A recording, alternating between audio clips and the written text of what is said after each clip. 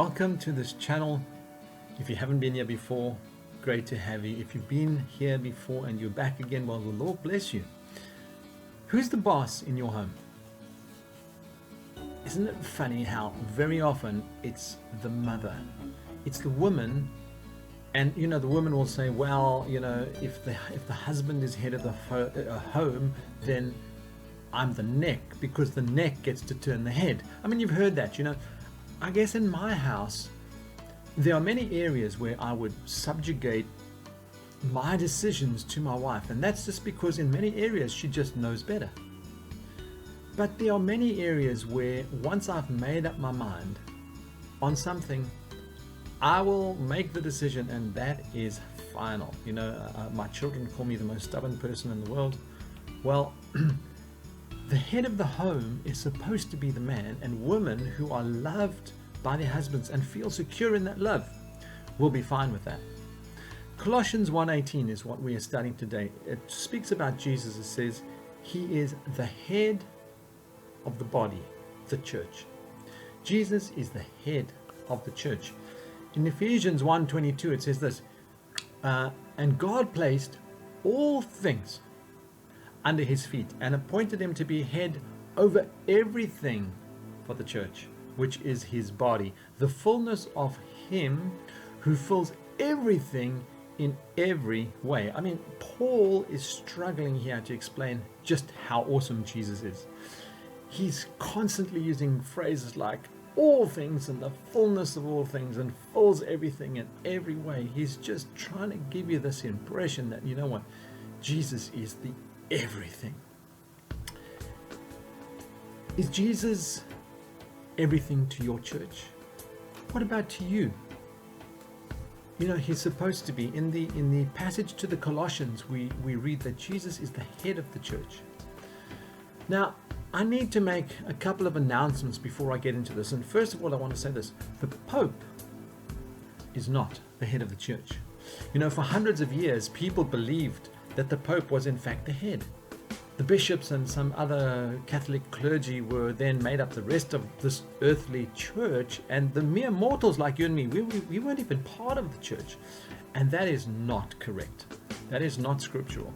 Then I have another announcement. The King of England or the Queen of England is not the head of the church. In medieval times, just going back a few hundred years, the King of England was considered the head of the church. He acted like head of the church. People fought wars in the name of the king to defend the church. Fortunately, we've moved away from that. And then the last announcement, and there's a disclaimer before I say this, and I'm not speaking about any person in particular. I don't have anyone in mind. This is very general. I have news for pastors. You are not the head of the church either. Sadly, in many churches, the pastor behaves like he's the head of the church. And basically, if you told him, listen, Jesus is the head of the church, you'd say, oh yes, that's true. So here's a question for pastors. If you're a pastor and you're listening, what about this? If you were the head of the church, how would your church be different? Think about that. Think about that one.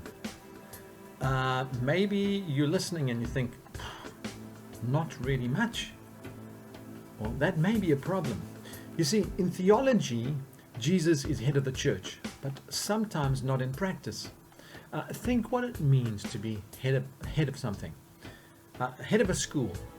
It means that you have the responsibility and the authority to make rules and decisions about how things must run, how they play out. So what happens if you make these rules and nobody wants to follow them? What if everyone under you just decides to do their own thing? Well, you can do one of two things. You can do nothing and let them just do whatever they want, because those who see others breaking the rules and getting away with it will say, well, why are we keeping the rules and they not, and they can just do as they like? And soon you will have chaos. Or you would have to take those rule breakers and sort them out. So you would have to discipline them in some way and get them in line. I have observed so many local churches for a long time, and I've been walking with the Lord for now 48 years, and a lot of churches see the pastor as the leader of the church. They don't even see Jesus as the head of the church. You know, many people in churches, if you were to ask them, are you happy? They'd say, well, you know, there's a few things wrong in our church, and they would tell you what's wrong. They would usually not tell the pastor. But most probably, they speak amongst themselves and debate what's wrong. Why is it like that? Well, in my observation, it's because Jesus is not head of the church. So many pastors these days are insecure because they run church in their own specific way. They will be quick to tell you, listen, church is not a business, and it's not like a business. And you know what? They are right and they're wrong. You see, in my opinion, when pastors believe that business cannot teach them anything, they're already on a losing track. You see, in business, you have to be better than the next guy, isn't that so? Or else your customers just go somewhere else. In church, we rely on people's sense of obligation or their loyalty. We don't need to be better than the church next door. We don't even know what the next church is all about. Sometimes we don't even know that they exist. And sometimes, if someone mentions business, we just look down on them. Churches are not businesses and they should not be run the same. Let me tell you, churches can learn some stuff if they are teachable. But I digress. Jesus is the head of the church, and I want to keep the focus now on Jesus. I'll tell you why he is the most awesome head and leader ever. Because he leads by example. You know, Jesus said that the most important commandment is love. Love God and love one another. And if you just track his life is so evident how he loves people and he loves his Father. He did not outsource loving to his disciples. Secondly, he is a great leader because he chooses strong leaders to lead with him. You know, in many churches, leaders surround themselves with weak people because they feel better about themselves. Well, that's good for the leader, but not for the church. Jesus was not like that. He chose people like Peter, outspoken, rough and ready, hardened, volatile fisherman. He chose Luke, a doctor, intellectually superior and career-wise well advanced. He chose Matthew, a tax collector, someone who would attract so much negative attention, but Jesus could deal with that, and so on and so on. You know, I was once struck by something Richard Branson said. I think it was in one of his books, and he said this. He said, if I'm going to hire someone, why would I hire someone who is not better than me for a job that I'm hiring them for? Otherwise, I could just do it myself.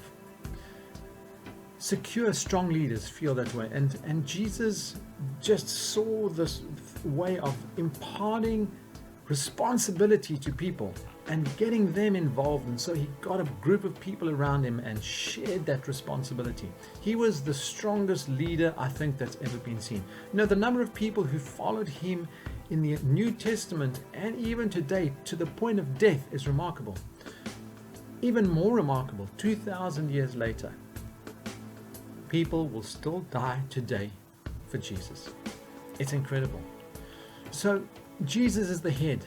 So therefore his message must be held in revere. We must revere the message. We must hold it as a valuable thing.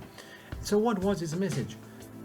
Love God with all your heart first, and then love your neighbor, and everything else just flows from that. That was his message.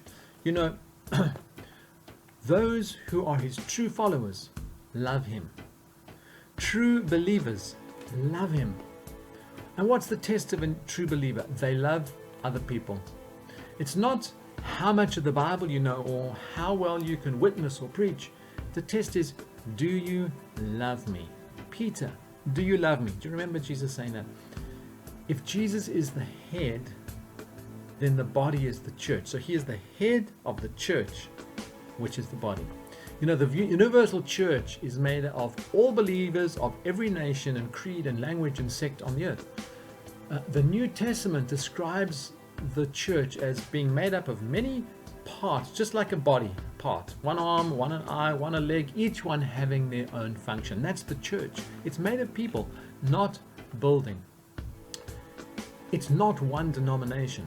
It's the worldwide body of people who have been washed in the blood, who have had their hearts of stone replaced by a heart of flesh. God's laws are written on our hearts. They're not written in a book any longer. Most of all, followers of Jesus will die for him because he died for them. The body of Jesus, the church, will lay down its life for him. Is Jesus the head of your life? Is he the head of your home? Is he the head of your time? Is he the one that you love above everything else? Well, Jesus is the head of the church. I hope that you have enjoyed this insight into who Jesus is. It's the fourth one in this series. I hope that you'll watch some of the others. And may the Lord bless you and keep you and make his face shine upon you. Please subscribe if you would like to see more videos, and hit the notification bell so that you will be told that more videos are coming your way. So may the Lord bless you.